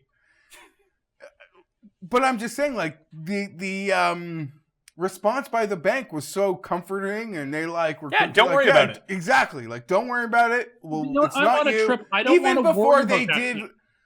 I have so now I just have the assurance if you just got to read your statements, lollygag with paying attention. Be on top of what's going on. But I got no concerns about that. And traveler's checks are so archaic. Tim also still just writes checks. He goes to the bank to balance his bank book, which is just ludicrous. What a waste of time. That's a legit waste of time. You have to deal with those morons at the bank. Oh, God forbid I take my finances seriously. How dare I? You don't take your finances seriously because you're still dealing fucking cash. You spend money. If you put it on a card, you get free stuff for using a card. No, and you'd be able to go boom, boom, boom. Oh, it's done. You can even set up direct payments from your phone. See, I don't want to do that. Why don't you want to do it? You'd rather waste your time by going into the bank. Does he have online banking? No, he doesn't trust online banking. I do, but I will only do it on my computer. I won't touch it with my phone. Why? What's the difference? I don't trust the apps. I trust the security of my computer. I'm not comfortable using my phone for that stuff. They can't make me use my phone yet. I don't want to. I'm one of these people. I like to do things the way I was trained, and the way I was trained was the traditional way. And as long as those opportunities are available for me, that is what I am going to use. We have a question from the crowd, sir. Yes, what's your question? It's more of a statement. Tim's the guys from the TD Bank commercials. You are, yeah. There is a commercial where two people are complaining that the bank is opened on Sundays. I don't like that either. Why? What's the difference? Because banks don't need to be open on Sundays. Well, some of us actually work, and we can't get to the bank if we ever have to. God forbid you have to go into the bank, which is the single worst experience you can ever have. I don't mind it. Well, you have to deal with all the loser financial planners at the bank and talk to them. If you knew what you were doing financially, you wouldn't work for the fucking bank as someone you can talk to as you walk in. Come on. That's a separate question. That's lowest of the low financial planner. That's you couldn't graduate from college? Here, you can be a financial planner at the bank. Please sell this policy and you'll make commission. That's how those idiots work, so don't trust them for a second. But the people at the bank are just the worst. The absolute worst people to deal with. All they're trying to do is rook you. And banks in general will try to do that, but at least you don't have to talk to them if you use the online banking. And you can make stuff way more efficient for yourself. You don't need to go in and imagine waiting in a line. People are lined up today in Canada. Yeah, but Tim probably loves the line. What are you doing in line? Tim has all this time in the world just to wait around. The old lady in front of him and the old guy behind him. Yeah, there are sometimes you have to go to the bank. Agreed. For what? Getting American. No. I agree. There are sometimes you have to go to the bank. I'm curious to see what Tim thinks those times are. Well, for example, I can't take a picture of the change I rolled and have that added to my bank account. I have to go to the bank with my rolled change, for example. This newfangled thing of, I can take a picture of my check and then it'll upload into my account. Well, you can't do that with rolls and change. Imagine having change. I just assumed you spent all your change on lottery tickets. I'm just picturing him rolling it, at home before he goes rolling change is a real minus EV move. You're a legitimate poor if you roll change. Minus EV plus EV. Yeah, why wouldn't you just use that change for scratch tickets? Because they take a cut. Who takes the cut? The machines that roll them for you. No, he said, why don't you just use it to go buy stuff at the store? Well, I want to deposit it into my account. I spent that time rolling it. There's a satisfaction I get from rolling a certain amount of money in the change, and then I want to take that money and I want to deposit it into my bank account. There's a I enjoy it. It's relaxing for me on a Saturday afternoon when things are quiet to put on a podcast and just roll some change if I've got a bunch. I think that you know what? I don't mind that. It might be tedious or whatever, but I find it sort of therapeutic. It's just relaxing. It's to call it a minus EV play is to denigrate that there's actual value sometimes and just enjoying a little task. No. What sort of change are you rolling? Are you rolling a bunch of nickels? Nickels, dimes, yeah. Oh my god! Think about the time you're wasting. It's not a waste. My time is far more valuable than that. I hate to tell you. On a Saturday afternoon when I'm just at home relaxing, I find it to be relaxing. You don't have to do it, but you have a lot of weird preferences. We all do. I mean, that's super weird. That's like something that my grandma wouldn't even do that because she actually uses online banking on her phone and doesn't really care about change anymore. But like my great grandmother might do something like that. Maybe. I like to roll change, so that's something you got to take to the bank. You don't need to take it to the bank. You can put it in one of those machines. I mean, you've already wasted your own time rolling it. What's the difference if the machine takes a 10% cut? I do not trust that one bit. I will go to the teller. Thank you kindly. You trust the teller? They're a bunch of morons. No, but then I'm talking to a person. Again, when it comes to banking, I'm old-fashioned. You know, if I need to go to my safe deposit box, then I go to the bank. If you're someone who rolls change, what could you possibly have in a safety deposit box? You got like a real old-timey watch. He doesn't have an old-timey watch. He would have sold it by now. He's scrounging for change. I'm not scrounging. It sounds like you spent all your money on lottery tickets. I have a Quality Street tin that I throw my extra change in at the end of the day. Where are you getting all this extra? Just stop using cash. But this comes from the thing too. Like, there's a bunch of how much change does it? Like, you see X amount of change. What does it take you to roll? Like, how much change is usually? I got to figure I should have at least $100 worth of change before I start rolling. How is it? Where are you getting all this change from? Well, it builds up over months. Imagine not using your credit card points. Yeah, most people don't. Yeah, because most people are idiots, Tim. We continuously tell you, you can get free stuff. Why not just use the change? Yeah, also that. If you're going to be paying in cash anyway, also, why not just use the change? To put it in perspective, in Canada, we have like $2 coins. Yeah, and we don't have pennies. Coins. What am I going to do with all my dimes? Oh, not having pennies. Let's not even go down that road. But like, not have like, what do we do with a handful of dimes? Slam them on the table and ask for my Paul line ticket? Like, come on. Yeah, that's exactly what you do. I mean, you can roll it up and give it to them. They'll take your word for it. Do you know why? Because no one wants to fucking count change. Then dimes are tough. It's 50 of those per roll. So there's a whole bunch, like around here, there's a whole bunch of places that don't take cash. Like, it's just weird. It's cardinal. It's not weird. They don't want to deal with cash. I'm surprised that that's even legal, to be perfectly frank. But the amount of Tims who are in there, like, being triggered. And cash is legal tender. You have no right to deny my cash. They don't take it. Tender. They don't take it. You cannot use it at these places. So you have Tim in there freaking out. Well, they're serving like millions of people per second. Like, by the time he's done his freak out, they've already served people 8 times. You just go up, touch your card, boom, you're good to go. I have a right to pay for things at the legal tender. I will quote what the person from behind the counter told the man who was freaking out earlier when I got my soup. Who uses cash? Yeah, again, what an obnoxious elitist attitude. It shows the disconnect between the real country and real, like, average everyday citizens and the urbane elites who buy their puppuccinos for their dogs at Starbucks with their Amex Black Card. While that is exactly the sorts of attitudes that annoy people like me. You mean people who are bad at financial planning and don't take advantage of free things? I take advantage of You don't. If you did, you'd be using your credit card for every single purchase. I find, but you don't. But you don't, do you? We're rehashing. So you're throwing away money. Is what you're doing. I will never purchase a $1.50. Purchase everything. It's just purchase everything with your credit card. Tim couldn't figure out how to use PayPal. I still don't quite. I've had some bad. He turned down getting money because PayPal was too complicated to sign up for. I'll say this. I've had issues with PayPal, but once they, like, need stuff confirmed, they're annoying. But I know... You mean to verify who you are? Yeah, like, I just had a whole, like, thing. Because my addresses didn't match, because, like, It was just annoying. I get it from their end. So it's a security thing. Sorry, yeah, different than like Tim's not knowing how to like log in, sign up, get a password, hit accept, find your money, and then transfer it to your bank account. Yeah, super easy stuff. No, once I'm through my PayPal like hell, it's actually a fantastic No, it's super service. efficient. I use Great it for buying stuff online, too. All sorts of things. Well, it's great protection online, so stuff's not coming from your credit card or anything like that, but you can put your credit card on it. Still get them points. There's a way, too, that you can pay a service to pay your mortgage by credit card. That's super sneaky. That's beaucoup points. What's that? Seems like a terrible idea. But Why is that a terrible idea? Please explain that to me. Because you might have the money to pay off your mortgage with a credit card, but I fear too many people would not. Oh, yeah. It just seems like a terribly... Also, not my problem. I can. I'm not saying it is your problem. I can I'm not saying recoup. it is your problem. I can basically But get I'm thinking about the people. I could basically get a free flight every 2 months by paying my mortgage by credit card. I understand that you could, but I feel like the greater good would be served by that not being allowed.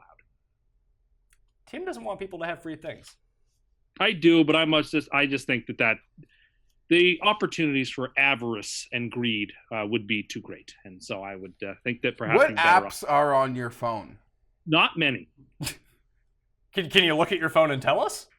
I have the podcast app, Which comes with it. Which ones that don't come with the iPhone do you have? Twitter, of course, because I'm hilarious. The Score app, Snapchat. We have another question from the audience. Yes, sir. John would send a screen grab. Hey, send it. Oh yeah, Tim doesn't know how to do. No. Tim, do you know how to do the screen grab of your phone yet? I can do screen grabs of photos, but you mean screen grabs of my screen? Yeah. Why would I do? I guess you could. I'm not doing that. No, send us one. Send us a screen grab of your phone right now. Text it to me, and I can tell you. I can read off the apps. No, I'm not going to do that. Do you know how to? Don't worry about it. I have like that snake versus block game, which I'm really good at. I have Shazam. He just found out what Shazam was. Well, like a couple months ago. A couple months ago, he found out about Shazam. I have that Zoom app that doesn't work, and fantasy and weather, and that's it. That's what I got. Weather comes with it, so you have like 3 apps. It's enough. Good God. Oh, and YouTube. And YouTube. Which might be auto. I don't know if it is or not. I think it's because it's a Google product, so it's probably on Android phones. He has an iPhone. Oh, yeah.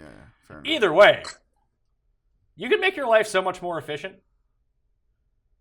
Well, maybe, but I mean, it's about. But no, it's like exponentially. You could cut out. I bet you I could cut out 20 wasted hours of your week, and then you'd be able to run at maximum efficiency, like I do.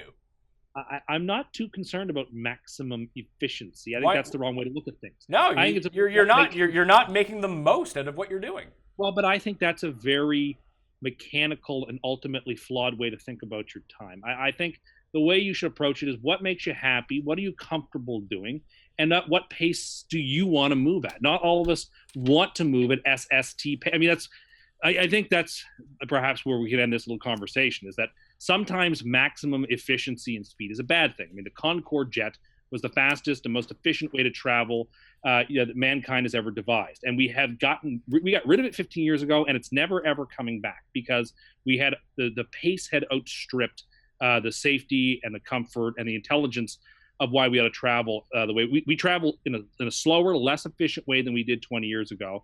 When it comes to not having a Concorde jet or supersonic travel. And it's because we were just moving too fast. We're too much about efficiency of time, that sometimes you have to slow down, take a step back, and do what you're comfortable doing. And that's the way I will take it.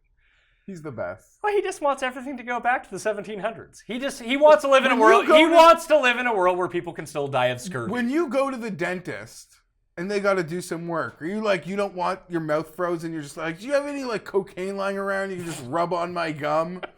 Because I don't want like. No, Tim is in an era before dental services even exist. He just lets them rot right out. Does Tim, like, I can imagine it's like a bitter freezing night and Tim is like, screw the heat. Like he's just logging a fire.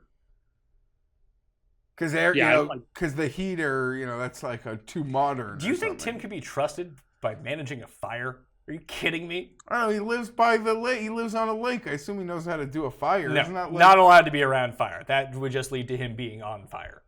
I'm an indoorsman. He's very proud Yeah, of but his the indoorness. fireplace like indoors. Tim's dad Yeah, once put. I've helped manage and run those before. Yeah, he's handed logs to people who have built the fire. Tim's dad tried to get him on Canada's worst handyman. He's close too. He almost got on. He was too bad for the show. They were like, this guy's putting it on. Cust Corner, it's Cust Corner. Cust Corner, it's Cust Corner. He's got the hottest takes with the highest stakes. He should be president of the United States, but it's Cust Corner, it's Cust Corner. Cust Corner, All right. Well, people wanted to Cust Corner, so I feel like we gave them their business. Back to the games. Rams, Niners. Niners, kings of the cover, Geoff. Plus 9.5 at home. I'm blindly taking them until they stop covering games. I'm going to go the other way because there's a bit of a love fest with them. 3 weeks ago, they were like almost double digits. They lost by 2 to the Chargers. They got 2 in a row. Ever since Guilty Beathard's been in the game, they cover spreads. And last week, did they not have a great game against the Cardinals? No, they didn't cover against the Cardinals. On that one, they covered against the Packers Monday night. And they covered against the Rams. And so because the Packer game, everyone thinks that they're. I think this is one of those games. The Rams have had 2 straight road games where they've won tight ones, or they got backdoored. I think this is a big win. I think like the Rams win this thing by like 17. All right, no Cooper Kupp in this game. He's now been ruled out. Tim. It's too many points for a home dog in division. The Rams struggled the last couple of weeks to cover big numbers. I don't think it'll happen this week. I think the Rams win it by a touchdown or so. Not a game that I'm flying to the window for. I don't have super confidence with. It just seems like it's a spot where, said in division, home dog getting 9.5 points seems like that's the way to play it. So I will. That's the same way I'm going. The coin likes the Rams. Cincinnati and Kansas City. -6. The Chiefs are favored at home. The Bengals coming off a pretty brutal loss to Pittsburgh. Should have won that game. Didn't.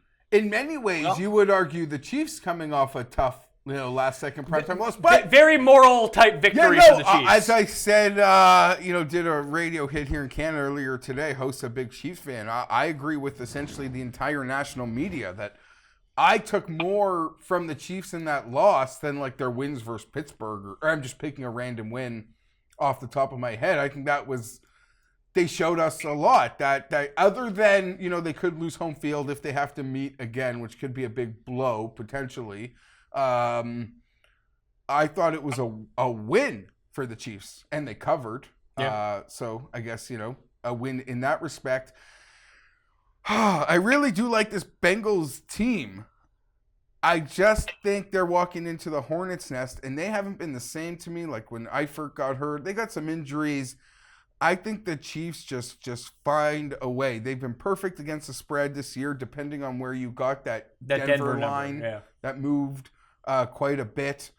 I think the Chiefs just at Arrowhead. It's not even fair to have to play there in prime time. So give me the Chiefs. To me, that's like home field advantage alone is worth 3. I think Chiefs in like prime time is worth an extra, point on that. And yeah, they probably are 2 points better. So I think the Chiefs win by a touchdown. This is going to be tough for Tim, I think, because you like both the Chiefs and the Bengals. Who do you like more? Yeah, I mean, listen, the Bengals had help from the referee missing an obvious bad call to probably cost them the game. What the pick? You mean the pick that never gets called? But yeah, the refs missed that one. Thanks. They got called against Notre Dame, and that damn. So now we're taking on now we're talking about terrible college refs versus the NFL. That is never called in the NFL, Tim. Ever. I'm not going down that road. It's not worth it. It was a foul. It wasn't called. It should have been called. Listen, I think it's too many points with this Bengals team. That's what I will say.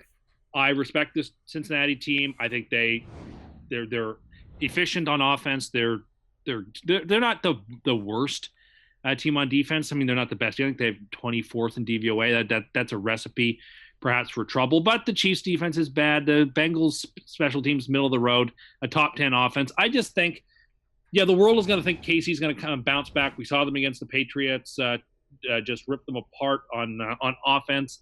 So to me, it's a spot where I expect the Chiefs to not nearly be as impressive. And I think the Bengals, as a proud team, in by far the hardest division of football, the AFC North, got to have a win. Every game's a huge premium. I will pick the Chiefs probably to win the game, but I will take the Bengals on the number, and you could talk me into Bengals on the money line. I like Bengals on the money line. I think the Bengals win. It's possible. It feels like a letdown spot for Kansas City. They're not going undefeated. Their defense is just too bad. Well, they already lost. They're not going undefeated. Oh, yeah, they did lose. They lost last week. WB. Either way, it does still feel like a letdown. And Cincinnati, Tim's right, they have way more to play for here. Like, especially after the loss to Pittsburgh. Had they beaten Pittsburgh, this could be a different scenario. But I actually didn't mind the defense. The way, is Burfict going to play? Yeah. The shoulder's okay? Once again, was caught headhunting. Sorry, he wasn't suspended. No, but he got hurt in the game, too. If he plays, the defense looked a lot better with him out there. Because everyone's terrified of their... Like, he's going to kill Tyreek Hill if he gets his hands on him. I picked Kansas City here. I would be deathly afraid, though, watching that game. As long as Cincinnati remained in backdoor, like that's coverage, the whole thing. Like Dalton would be so great at that, and I'm going to start him in my home league. I think you have to. Cincinnati's going to score in this game. Like, their offense is good enough anyway. I can see this playing out a lot like that Atlanta game. Kansas City could end up winning. I mean, Cincinnati won that game, but like it's like a 5-point game type of thing because Cincinnati could just have the ball, come back, score a touchdown that's relatively meaningless, and boom, they're covering the spread. Yeah, I mean, I also wouldn't be shocked if Cincinnati tries to get like very fancy with play calling in this game and to their advantage, just sort of like try to have 8-minute scoring, like 7 minute just turn around and hand drives, it to Mixon kind of thing. Use first down, second down, third down, and all of a sudden they're in the red zone and they've had the ball for 11 plays and the clock's been moving. That seems to be a strategy. But yeah, they'll definitely get theirs. The Chiefs are going to give everybody theirs. I don't know. I just think at home, if I got to pick it, I'll take Kansas City. Monday Night Football. Tim's New York Giants. No, I got a strong take here. Are at Atlanta. I am kind of wishy-washy on the spread. The spread's 5.5. So I like Atlanta against the spread, but I don't love that by any means. I really like the over in this game. 54.5. I agree. Both of these teams, like the Giants' offense sucks, but Atlanta has 0 pass rush, and they're completely banged up on defense, and they have the worst run defense in the league. So the Giants are going to be able to run the ball. They're actually going to be able to run play action in this game. And unless Vic Beasley just goes bananas, so just block him, Eli's going to have time in the pocket. And he's going to be able to pick them apart. Unfortunately, the Giants also have no pass rush, so Matt Ryan, in his statuesque figure, can just stand there, chuck the ball all around the field, even if they're down Sanu and Ridley. Now you're dealing with Julio, Justin Hardy, and Austin Hooper. It doesn't matter. No Devonta Freeman. Boom. Fire up Judge Ito. He's going to be in there with Tevin Coleman. Like, it's going to be a points bonanza in this game. And this over-under is dropping. It opened at 55.5. It's down to 54.5. I like the over as opposed to the spread in this game, but I'll take Atlanta just because I think that they're better. I like the Giants. I'll take the Giants with the points. I think Eli's going to have the ball down 11 with 3 minutes to go. And he'll just throw screen passes for the backdoor. Also, being the whipping boy in the national media with the extra rest, I actually think he's going to play well. But you see him playing well and them still losing, not covering those things. Like this could be like a correlate. 41-30 I don't know. It seems really. I don't know. Plug my nose. I'll take the Giants.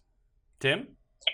I like the Giants a lot in this game, and they are the last leg of the free money teaser.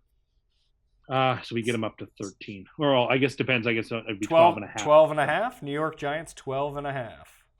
Just listen. Atlanta can't stop anybody. New York can't stop anybody. We've seen a couple weeks ago the Giants were able to score points, so the idea that they can't get to 30 in games anymore, that argument has been thrown out. I just don't. I think this Falcons team, props for a win last week, but if Jackson had gotten the ball thrown in his hands, he would have scored. They would have lost. I just think that we're almost to a point now where this game is a for pride only sort of game because I don't think either team is going to factor into the playoff run. And I just think 5.5 is just too many. I think that in a shootout you want the 5.5 points. So maybe the Falcons win the game, but I really like the Giants to cover the number. So you two are on the Giants cover. The coin and I are taking Atlanta, but I do like the over at 54.5. I forgot to mention the Rams are on my teaser. Oh. And it's a 6.5. I lied. It's 6.5 point teaser. So the Chargers to pick Indy to 2, Indy to 1, Indy to 1. Yeah. Yeah, and the Rams to 3 very chalky favorite-y. But that would be my teaser suggestion for the week. I don't know. I wouldn't be shocked if Atlanta, like, even though I'm on the Giants this week, rolls off like 5 wins in a row and then they're back in it. 6-4. All right, let's get to super locks. Right. Tim, you are tied with Geoff, but coming off a win. So who is your super lock of week 7? Oh, man. I have a couple of games that I kind of like, but in the end, I will take the Houston Texans plus 5.5. Jeffrey?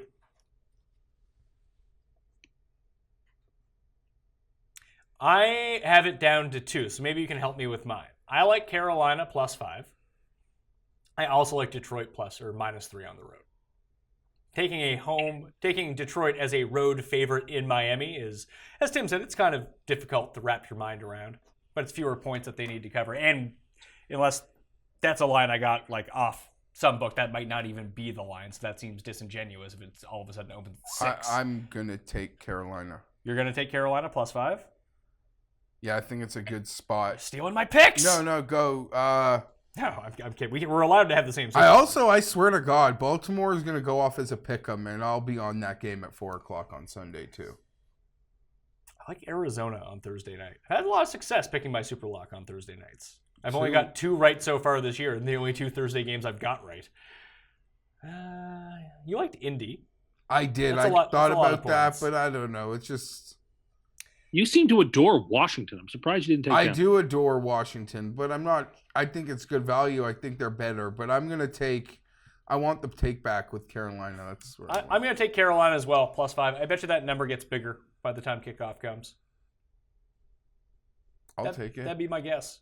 So anyway, that will do it on the Pat Mayo Experience. You can find the cheat sheet up on my Facebook page, facebook.com/thepme. Yes, Jeffrey. I was going to say, do you not feel the Eagles in general seem like they're going to be very complacent outside of the division games? Yes. They're going to be treading water until mid-November. Like, Wentz is getting better every week. But then they're going to be fine. Yeah, I think they're going to be fine. I think the Vikings are going to be fine, too.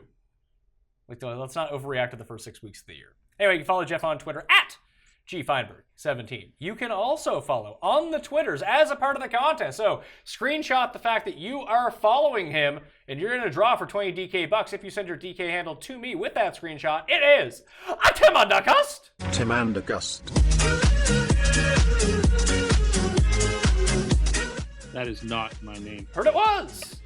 It is not. But to remind people, Chargers, Texans, Bears, and the 2 Gotham teams are the free money teaser. So Jets, Giants, Bears, Chargers, and Houston. So one of those teams will have you going for 0-7 on your free money bets. No, bet the farms, win 3 1/4 farms. Oh, so you're only down half your farms if you bet this one? Another farm on it? Exactly. And for you'd probably have to go back into the bank and rework your mortgage on that farm, I would think. I'm sure I could just do it on my credit card or something like that, or my smartphone. You don't even know how to do that, though. See, these are things that you should learn. Don't want to learn. Don't want to learn yet. I'd rather just clog up my life with nothing. Yeah. I need busy work because I got nothing to do. Tim would have thought the telephone was like impractical. He still does. Like, who would need to communicate that way when I could send a perfectly fine letter and our postman will drop it off right at your door? What is a text message but that? In a lot of ways, the telephone that was not that practical. Within 100 years, it was in and out of our lives. A cell phone is not a telephone. It has the phoning capacity, but like text messaging is our telegrams for the 21st century, except they're just instantaneously delivered. In a lot of ways, technology can be cyclical, and that's an example of it. It's not the same technology. No, but it's the same principle. It's the written word as the communication. Yeah, but I don't think that you can say that technology is cyclical because of this. That doesn't make any sense. The medium the technology has changed. Yeah. So the medium isn't cyclical, but the fundamental kernel at the heart of it doesn't change. Can't change. Tim is like Amish, right? He would love to be Amish. Amish are a bit too progressive for him, though. And he can't grow a very good beard. So That is true. My beard growing skills are poor at best. CJ Beathard has the same awful mustache as Tim. I noticed that on the Monday Nighter. Bethard. Beathard. Guilty Beathard. Gotta take him. Covered 2 of 3 spreads. That's the way you gotta look at it. Big ones. Tim, Big spreads. Tim, do you have any list queued up for the people now that they're gonna have to refollow you? No, I wish you had let me know. I would have prepared one. Put it this way, though. I will have one prepared for next week. I promise. Did Tim not know that you were going No. to let people refollow? No. Oh, he must have been so mad at you all week. Probably. He sounded pretty mad on the show today. But it was probably because he had carpal tunnel from rolling change. It's going to work out. He's going to have more than he started with. I know. It's going to be a net win for him. Because a lot of people already followed him back already after unfollowing him. How couldn't they? Have a list ready for Thursday. How about that? Or I can start reposting your candy list from last year. And Yeah, you know what? I promise I will revise that. After a year and that being probably the most talked about list I've ever done, I think that it's time for a revision of that list. You can maybe also, can you please give us a list of change from easiest to most difficult to roll? Oh, well, I can do that right now. See, there you go. There's a list for you. You don't need to do it on the show. You don't need to do it on the show. Save it for Twitter after people follow you, okay? All right, deal. Bring in the info that people need. At Tim Anderson87 on Twitter. Screenshot it, follow him, tweet it to me with your DK handle. You're in the draw for 20 DK bucks. Also, smash the like button, leave your DK handle in the comment section, and the game that you think will be the highest scoring, along with the total points in that game, because I want to know. All right, thank you for watching. You got some Cust Corner in you. I'll see you next time. That Mayo experience! Experience!